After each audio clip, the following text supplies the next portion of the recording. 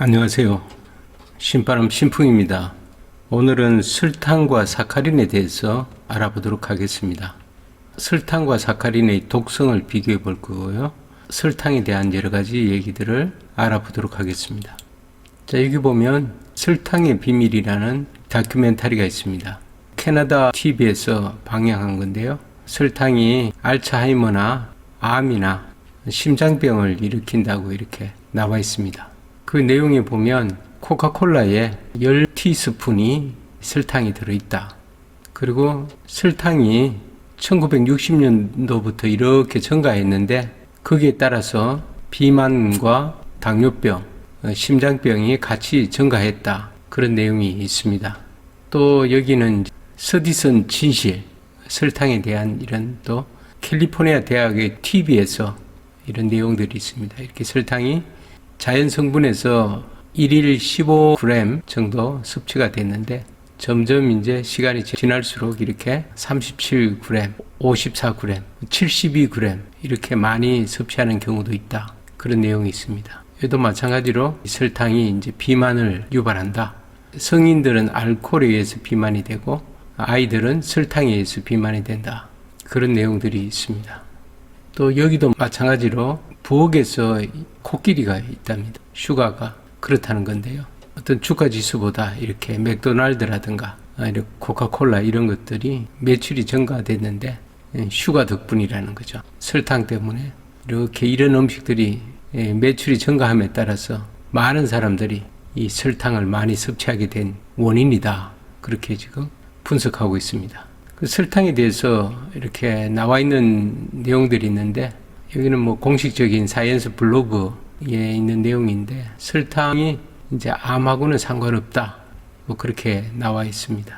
그런데 여기 보면 과체중이거나 비만이면 13가지 유형의 암 위험이 증가한다는 과학적 증거가 있다. 그렇게 나와 있습니다.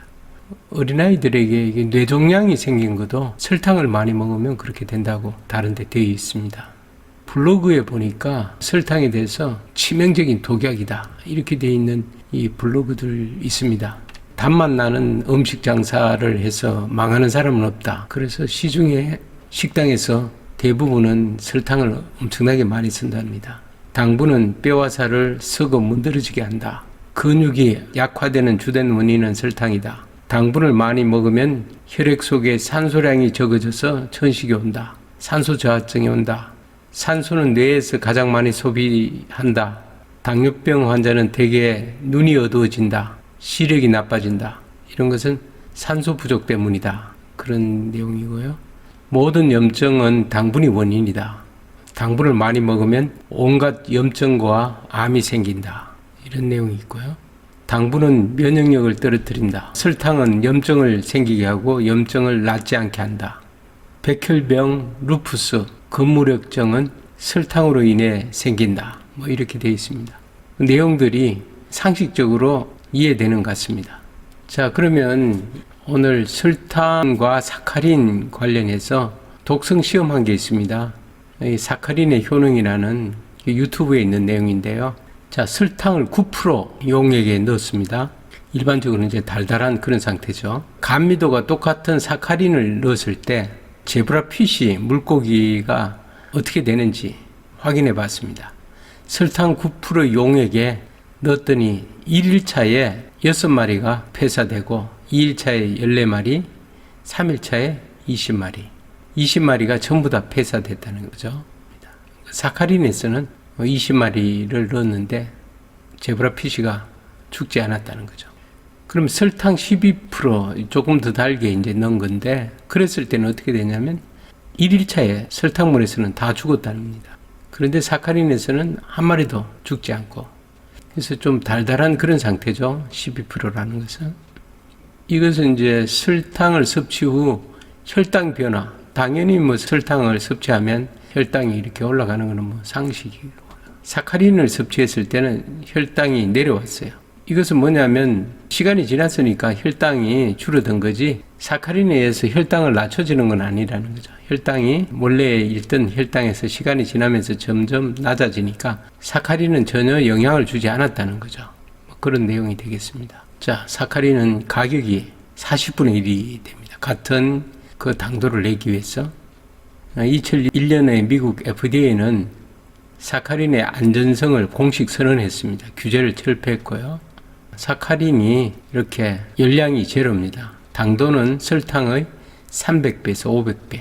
근데 설탕은 열량이 100g에 386칼로리입니다. 거의 대부분 없습니다. 지방은 다 없고 나트륨하고 칼륨이 미리그램 정도 있고요. 탄수화물이 100g이라는 거죠. 100% 탄수화물이고 당류라는 거죠. 식이섬유도 하나도 없고. 그래서 이 설탕은 좀 문제가 있다. 암 환우분들의 설탕을 거의 안 먹고 있죠. 단맛이 없으면 맛이 없잖아요. 자, 그래서 국가별로 지난번에 방송을 했습니다만은 다른 나라에서는 다 허용이 됐습니다. 미국 같은 경우에는 이 비만의 원인이 설탕이다. 이래서 다이어트 코크라든가 이런 데는 전부 다 사카린을 씁니다. 그런데 우리나라에는 이제 빵이나 과자류, 캔디, 빙과류, 그래서 어린이들이 좋아하는 음식에 이 사카린을 못 쓰도록 막았어요.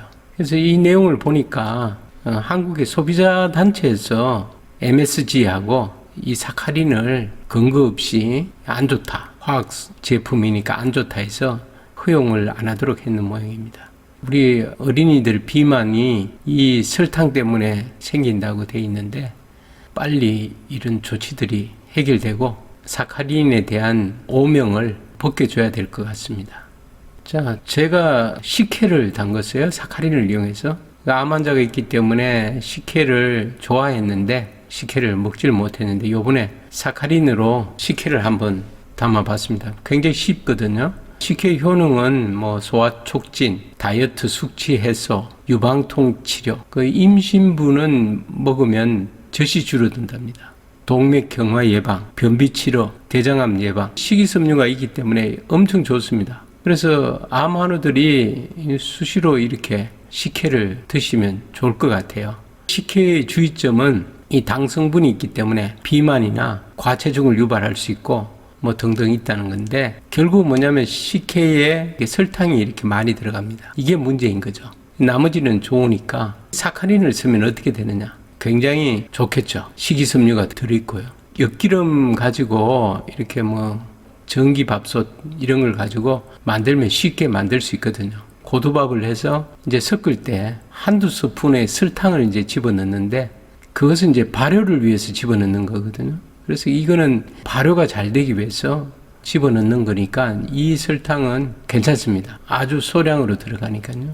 그렇게 집어넣어서 이제 발효를 시켜서 동동 뜨게 만든 다음에 끓일 때 설탕을 집어넣는데 보통 이 정도 되면 한 2kg 정도의 설탕을 넣습니다. 이 3kg짜리 설탕을 넣으면 거의 3분의 1을 넣어야 이제 달달하게 되는데 이 사카린은 여기 반 티스푼 2 내지 4g만 집어넣으면 똑같이 달달해져요. 그래서 사카린을 넣을 때는 굉장히 소량을 넣어서 조금만 많이 넣으면 선맛이 납니다. 당도가 지나치면. 그래서 아주 작게 넣어서 이제 물에 타서 저어갖고 하면 아주 맛있습니다. 이 설탕을 넣어서 단맛을 냈을 때는 좀 끈적끈적한 느낌이 있는데 이 사카린을 넣어서 만들었을 때는 식혜 고유의 맛이 나고 또 끈적임이 없고요. 설탕 때문에 식혜가 이렇게 좋은데도 먹지를 못했는데 이 사카린을 이용해서 하면 당분이 없으니까 물론 발효되면 당이 조금 있습니다만은 그건 아주 적은 양이니까 나머지 이런 좋은 효능이 있는데 암 환우분들이 못 드신 게 좀 안타깝습니다. 그래서 사카린으로 이렇게 하니까 너무 맛있고 좋습니다. 추천드립니다. 감사합니다.